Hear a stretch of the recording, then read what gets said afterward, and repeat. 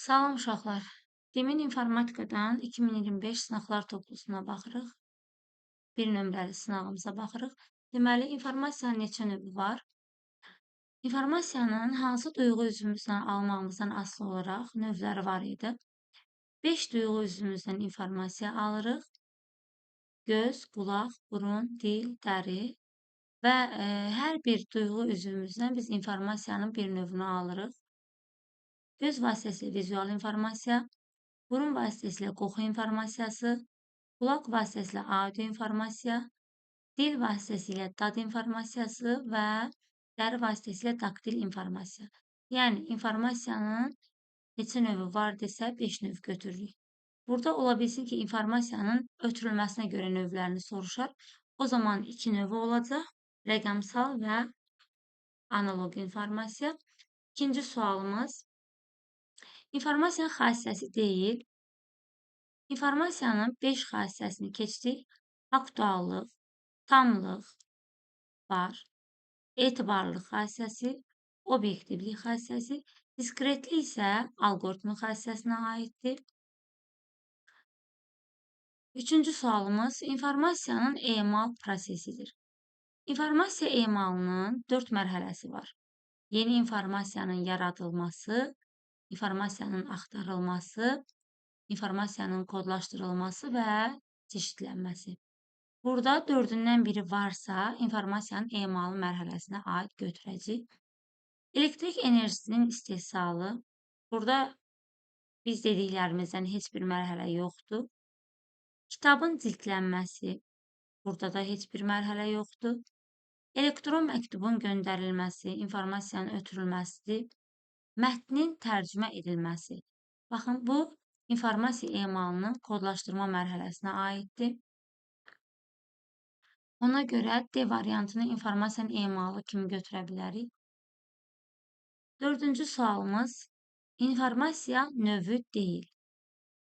Bayaq informasiyanın 5 növü olduğunu dedik. Qoxu informasiyası var, duyğu üzvümüzdən alırıq, burun vasitəsilə.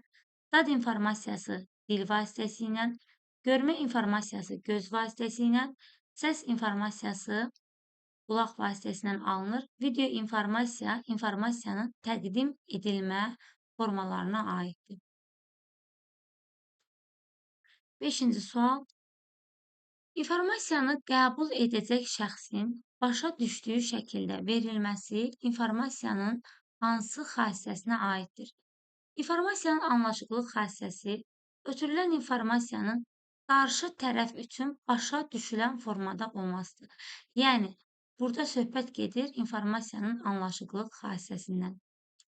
6-cı sualımız, doğru ifadəni müəyyən edin. Cari zamana uyğun informasiya aktualdır. Bəli, biz deyirik ki, aktuallıq xassəsində 2 şərt ödənməlidir. Birincisi, cari zamana uyğun olmalıdır. İkincisi, informasiyanı alan şəxs üçün həmin informasiya əhəmiyyətli olmalıdır. Cari zamana uyğunluq varsa, aktualdır. İnformasiya tamdırsa, o həmişə aktualdır. Biz belə bir şey deyə bilmərik. Ola bilsin ki, informasiya tam şəkildə verilsin, amma cari zamana uyğun olmasın. Elmi məqalələrdə informasiya həmişə aktual olur. Elmi məqalələrdə yox, elmi məsələlərdə informasiya, elmi məsələlər belə deyək, həmişə aktualdır deyirik. Yəni, bütün elmi məsələlər öz aktuallığını itirmir. Ona görə C variantı yanlışdır. Burada elmi məqalələr deyir. Ola bilsin ki, orada elə bir informasiya verilib ki, hal-hazırda həmin informasiya öz əhəmiyyətini itirib və cari zamana uyğunluğunu itirib. İnformasiya başqasının fikrindən asılı deyilsə, o aktualdır. D variantındakı izah obyektivlik xassəsinə aiddir. İnformasiya başqasının fikrindən asılı deyilsə, o obyektivdir. Əgər başqasının fikrindən asılı olarsa, subyektivdir. Etibarlı mənbələrdən alınan informasiya deyir, aktual olur. Yəni, ola bilsin ki, etibarlı mənbədən alınıb, amma keçmiş zamana aiddir və mənim üçün əhəmiyyətli olmaya bilər. Ona görə Y variantı da yanlışdır. Doğru cavabımız A variantı olur. 7-ci sualımız, Sezar üsulu ilə şifrələnmiş film sözünün şifrini müəyyən edin. Deməli, burada film sözüdür. Açar verilməyib, açarı özümüz müəyyənləşdirəcəyik. Variantlarla getmək lazımdır burada. F hərfi əgər A olubsa, o zaman baxırıq. F-dən 1, 2, 3, 4, 5 mövqe əvvəl A hərfi gəlir. Deməli, əgər K bərabərdir 5 olarsa, biz baxaq görək, digər hərflər üçün də eyni xassiyə ödənirmi? İ hərfindən 1, 2, 3, 4, 5 mövqe əvvəl D hərfi gəlib. Amma A variantında baxın, Y hərfi yazıb. Deməli, A variantı doğru deyil. Keçək, əgər A variant doğru deyilsə, D variantı da doğru deyil. Keçək digər variantlara. Baxırıq ki, birinci hərfimiz B-dir. Əgər F hərfi B ilə əvəz olunubsa, açarımız 1, 2, 3, 4-ə bərabərdir. Artıq dəqiq bilirik, açarımız 4-dür, çünki hər üç variantda B hərfi var. İndi baxaq görək, İ hərfindən 4 mövqe əvvəl 1, 2, 3, 4 Y hərfi gəlir. Buna görə Y variantı sıradan çıxdı. Hər ikisində ödənir. Üçüncü də yəqin ki, ikisində də eyni olduğuna görə ödənəcək. Dördüncü hərfə baxaq. M hərfindən 1, 2, 3, 4 mövqe əvvəl İ hərfi gəldiyinə görə variantımız olacaq B variantı. Digər suallara keçək. 8-ci sual. Sezar üsulu ilə şifrələnmiş disk sözünün şifrini K bərabərdir 5-dir. Açarımızda müəyyən edin. Deməli, sözümüz diskdir. Açar 5-ə bərabərdirsə, D hərfindən 5 mövqe sonra 1, 2, 3, 4, 5. 5 mövqe sonra İ hərfi gəlir. Ona görə bu olacaq İ. İ hərfindən 5 mövqe sonra 1, 2, 3, 4, 5.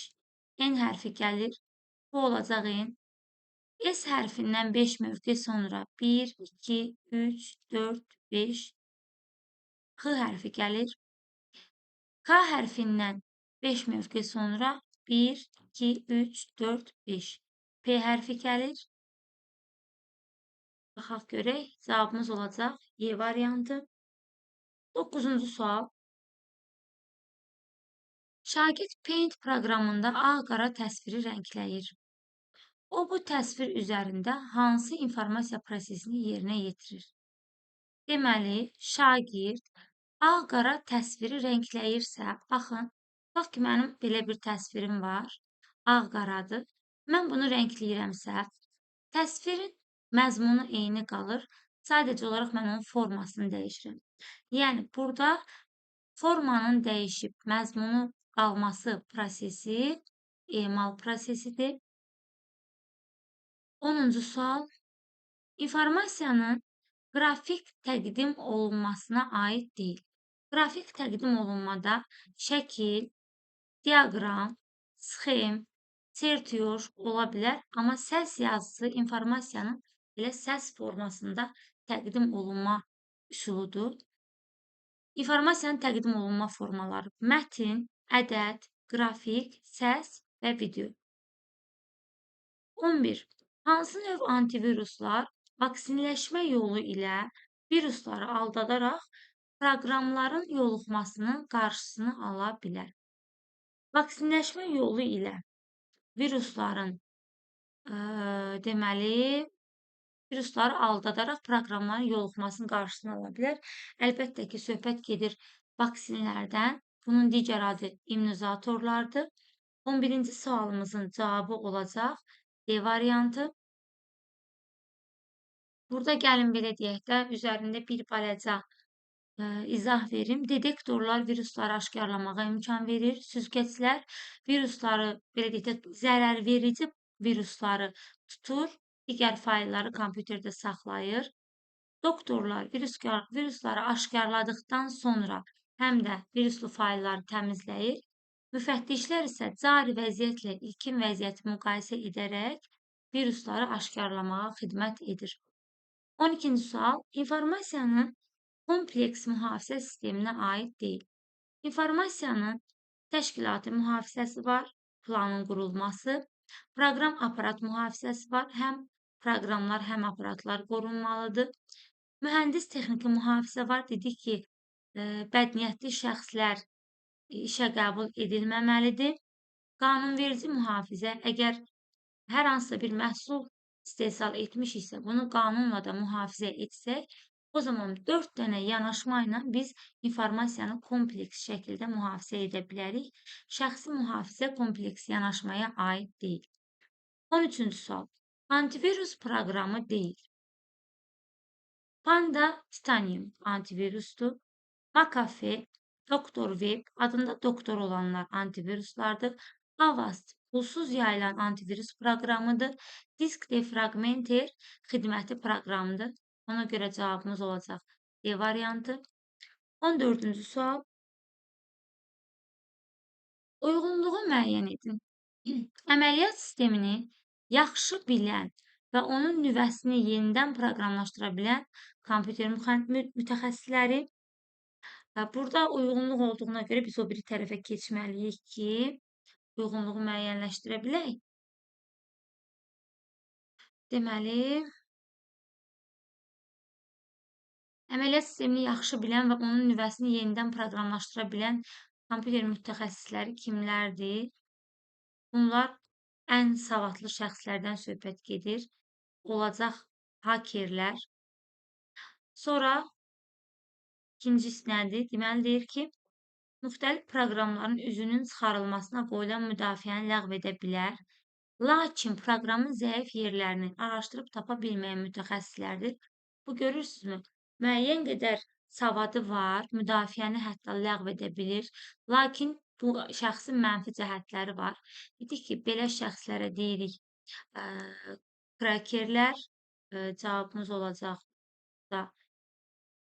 Deməli, 1-ə B uyğun gəldi. 2-yə krakerlər hardadır? C uyğun gəldi. Hakerlik sahəsində kifayət qədər biliyə malik olmayan, deməli bu savadı digərlərindən az olandan söhbət gedir. Lakin digər hakerlərin utilitlərindən istifadə edərək bəzi proqramlara filan ziyan verə biləcək mütəxəssislər. Dedik ki, başqalarının proqramlarından istifadə edənlərə də script kiddiyə, yəni ssenari uşaqları deyirik. 3-cüyə uyğun gələcək A variantı. 1B, 2C, 3A.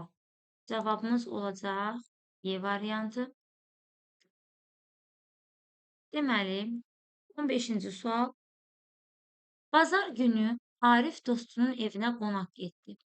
Dostu ona qarşıdakı dayanacaqdan avtobusa minib geri qayıda biləcəyini dedi.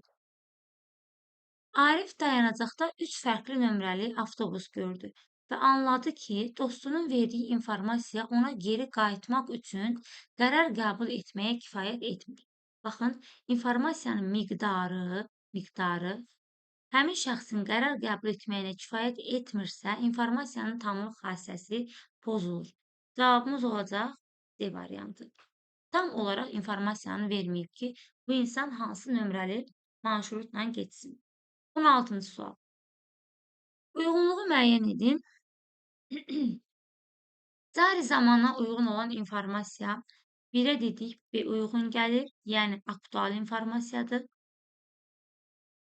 Ayrı-ayrı mənbələrdən eyni obyekt haqqında alınan və üst-üstə düşən informasiya etibarlı informasiyadır. 2-yə uyğun gəlir C. 3-ə uyğun gələn, başqasının fikrindən asılı olmayan informasiya da obyektiv informasiyadır. Yəni Y variantı. Cavabımız olacaq A variantı burada. 17-ci sual.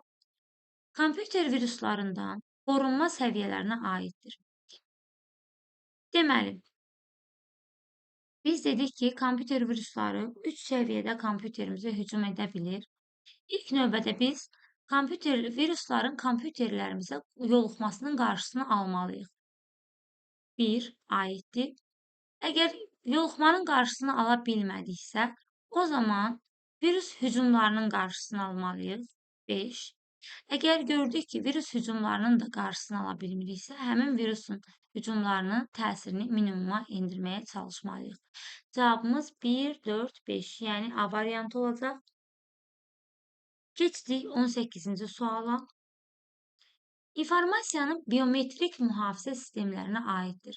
İnsana xas olan bioloji mühafizə sistemlərindən söhbət gedir.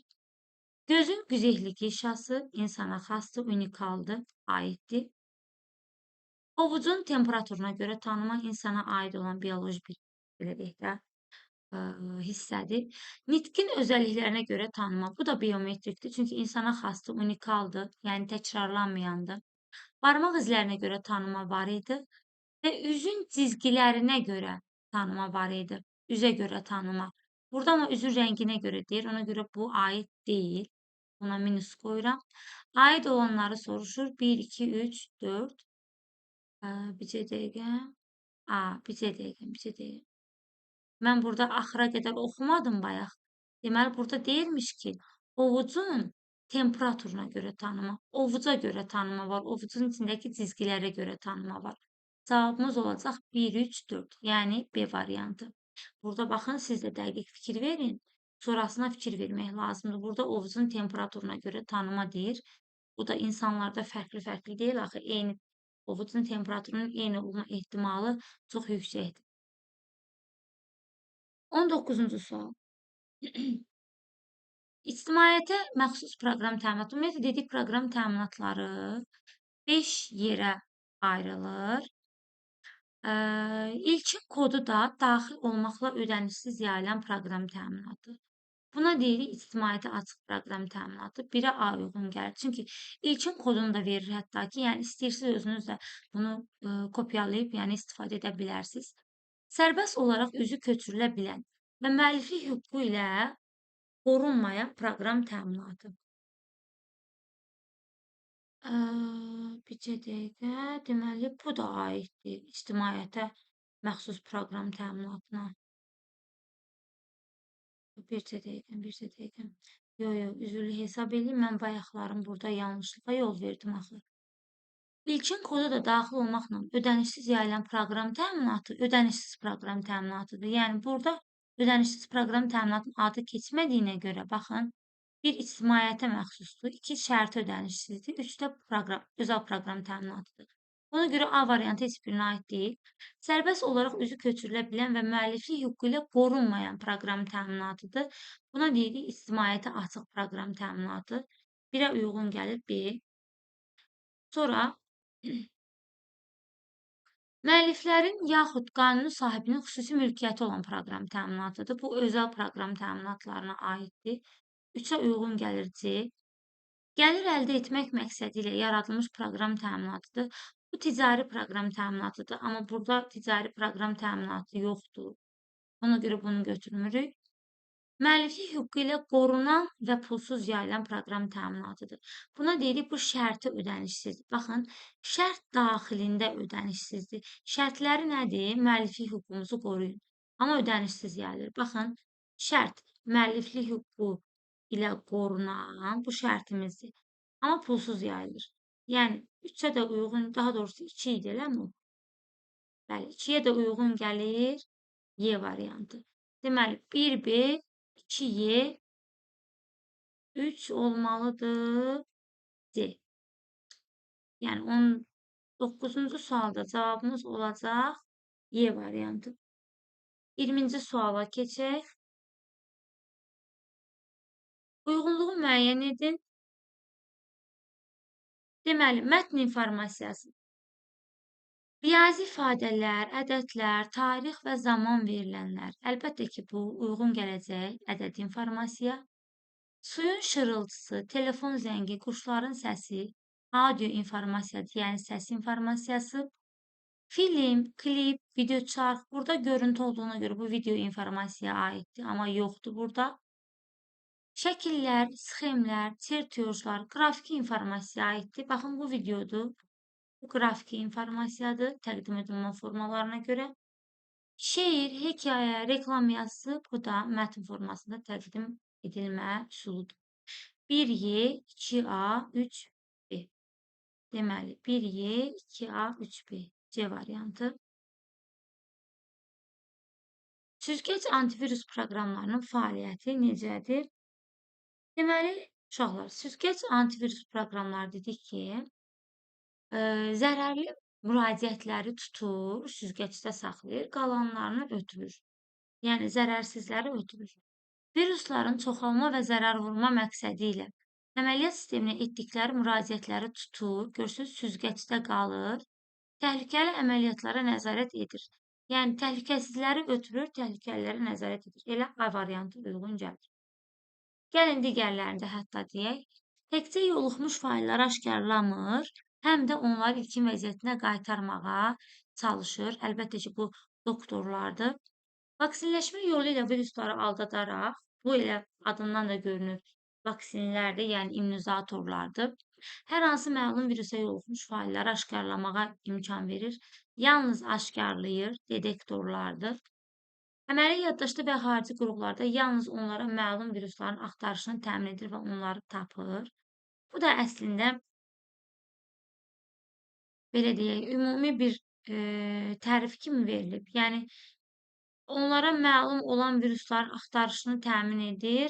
Bu da əslində detektorlara aiddir. Yəni, başqa axtarışı təmin edən süzgəclərin xüsusiyyətini dedik. Müfəttişlərə də əslində aiddir. Çünki müfəttişlər əlindəki vəziyyətlə cari vəziyyəti müqayisə edir. Fərqlilik tapdısa, o zaman virus olduğunu bildiriş kimi istifadəçiyə göndərir. Ona görə bu uyğun gəlir müfəttişlərə. Müfəttişləri digər formada desək, cari vəziyyətlə ilkin vəziyyəti müqayisə edir və virusları bu şəkildə aşkarlayır. 22-ci sual. İnformasiyanın yadda saxlanması prosesi deyil. Deməli, mətnin oxunması. Mətnin oxunması zamanı biz informasiya toplayırıq. Bu toplanmadır. Yadda saxlanması prosesi deyilir. Şagirdlərin siyahıya alınması. Yadda saxlayırıq. Dəftərdə qeyd aparanda. Yadda qalsın deyə aparırıq. İnformasiyanı diskə yazanda. Disk yaddaş daşıyıcısıdır. Ona görə yadda saxlanmasının prosesidir. Cədvəldə verilənlərin qeyd olunması. Yəni, verilənləri cədvələ qeyd edirik ki, yadımızdan çıxmasın. Ona görə cavabımız olacaq A variantı. Yəni, informasiyanın toplanması və yaxud da qəbulu prosesi deyirik. Baxın, bu toplanma və yaxud da həmin prosesin adı informasiyanın qəbulu prosesidir. 23-cü sualla davam edək. Deməli, deyir ki, informasiyanın ötürülməsi prosesində iştirak edən elementləri ardıcıllıqla müəyyən edin. Birinci informasiyanın mənbəyə gəlməlidir, yəni 3. Mənbədən sonra informasiya kodlaşdırılmalıdır, yəni 5. Kodlaşdırıldıqdan sonra rabitə kanalı vasitəsilə qarşı tərəfə çatdırılmalıdır. 2. Qarşı tərəfin dekodlaşdırıcı qurğusu dekodlaşdırmalıdır və qarşı tərəf, yəni həmin o qəbul edici informasiyanın qəbul edicisi qəbul etməlidir. Cavabımız olacaq 3, 5, 2, 4 və 1. Davam edir 24-cü sualla. Troyan viruslarının növlərini müəyyən edin. Dedik ki, 3 dənə növü var. Uzaqdan idarə etmə, casuslar və reklam proqramları. Detektorlar və müfəttişlər virus yox, antivirus proqramlarıdır. Ona görə cavabımız olacaq 1, 2 və 5. 25-ci sual. Müəllim dərs izah edərkən şagirdlər hansı növ informasiya qəbul edirlər? Müəllim dərs izah edərkən şagirdlər lövhədə informasiyanı görə bilirlər və müəllimin səsi vasitəsilə informasiyanı eşidə bilirlər. Burada cavabımız olacaq 1 və 2. Davam edək. Deməli, 26-cı sualla. İnformasiyanın biometrik mühafizə sistemlərinə aid olanı müəyyən edin. Bayaq dedik, 5 dənə biometrik mühafizə sistemimiz var. Barmaq izinə görə tanıma, daktiloskopiya, sona qədər oxumaq lazımdır bunları. Ayaq izlərinə görə tanıma deməmişik, üzə görə tanıma demişik. Dırnağın quruluşuna görə tanıma deməmişik, nitqin özəlliklərinə görə tanıma var. Bundan əlavə ovucun içinə görə, ovuca görə tanıma var və gözün güzeyli qişasına görə tanıma var. Burada cavab olacaq 1, 3, 5. 27-ci sual. Deməli, uyğunluğu müəyyən edin. İnformasiyanın xassələri. İnformasiyanın xassələri. Anlaşıqlıq var, tamlıq var. Diskretlik alqoritmi xassəsi. Bunun üzərindən xətt çəkdim. 1-ə uyğun gələcək C və D. 2-yə uyğun gələcək informasiya prosesləri. İnformasiyanın ötürülməsi prosesi var, emalı prosesi var. Deməli, 2-yə uyğun gələcək A və Y. 1 C, D, 2 A, Y. Keçək 28-ci suala. Apple sözü K1, Home sözü isə K2 açarlar. Sezar üsulu ilə şifrələnir. Burada K1 və K2-nin neçə olduğunu bilmirik. Uyğun olaraq sözlər belə alınır. E, T, T, P, I. Home sözü də alınıb. K, R, P, H. Deməli, əvvəlcə gəlin Apple sözü niyə bu şifrə çevrilib? Biz buna baxaq. A hərfi E hərfinə çevrilibsə, açarı tapaq. A-dan 1, 2, 3, 4 mövqe sonra E hərfi gəlir. Deməli, K1 4-ə bərabər imiş. Home sözündə H hərfi olub K hərfi. H hərfi buradadır. 1, 2, 3. 3 mövqe sonra K gəldiyinə görə K2-miz də 3-ə bərabərdir. İndi deyir ki, K1 və K2 açarlarına uyğun olaraq təyin edib. Yeni K1 plus K2 qiymətinə görə, deməli, K bərabərdir. K1 plus K2 4 üstə gələk 3 verir. Bu da elədi mi? 7. Qiymətinə görə uyğun table sözünün şifrini müəyyən edin. Table sözünün şifrini müəyyən edək. Deməli, açarımız 7-dirsə, D hərfi özündən 7 mövqe sonraya keçməlidir. 1, 2, yaxınlaşdıraq. Sualı 1, 2, 3, 4, 5, 6. Baxın, əgər hərflər bitsə, bu saat əqrəb istiqamətində gedirdi də dedik ki, və s. və s. Z, Z-dən sonra A gəlir. 6, 7. Deməli, T hərfi A hərfinə keçəcək. A-dan 7 mövqe sonra 1, 2, 3, 4, 5, 6, 7. H hərfi gəldi. B-dən 7 mövqe sonra 1, 2, 3, 4, 5, 6, 7. İ hərfi gəldi. L'dən 7 mövqe sonra 1, 2, 3, 4, 5, 6, 7. S hərfi gəldi. Y-dən 7 mövqe sonra 1, 2, 3, 4, 5, 6, 7. L hərfi gəldi. Alınmış yeni sözümüz, baxın bu formada olacaq. 29-cu sual.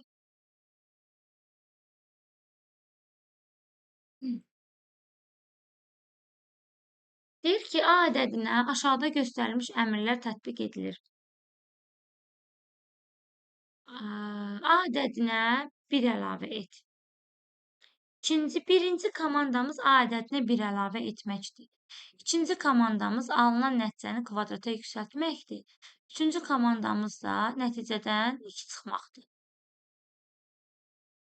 Bu əmrlər 1, 3, 2, 1, 1, 3. Deməli, 1, 3, 2, 1, 3, 1. Bunlar tətbiq olunub. Deməli, A2-dir. A2 olaraq daxil olub. Birinci komandamız nədir? A dəyişəninə, A ədədinə 1 əlavə etmək. Deməli, olacaq 2. Sonra, gəlib 3. Üçüncü komandamız alınan nəticədən 2 çıx. 2-dən 2 çıxdım, 0. Sonra gəlib ikinci komanda. Alınan nəticəni kvadrata yüksəlt. Kvadrata yüksəltdim, 0. Sonra, birinci komanda. A ədədinə 1 əlavə et. 0 üstə 1 gəldim, 1. Üçüncü komanda. Alınan nəticədən 2 çıx. 1-dən 2 çıxdım, -1. Sonra, birinci komanda. A ədədinə 1 əlavə et. -1-in üstə də 1 gələndə edəcək 0. Cavabımız olacaq 0. Bir də baxaq buna. Deməli, A ədədinə 1 əlavə et.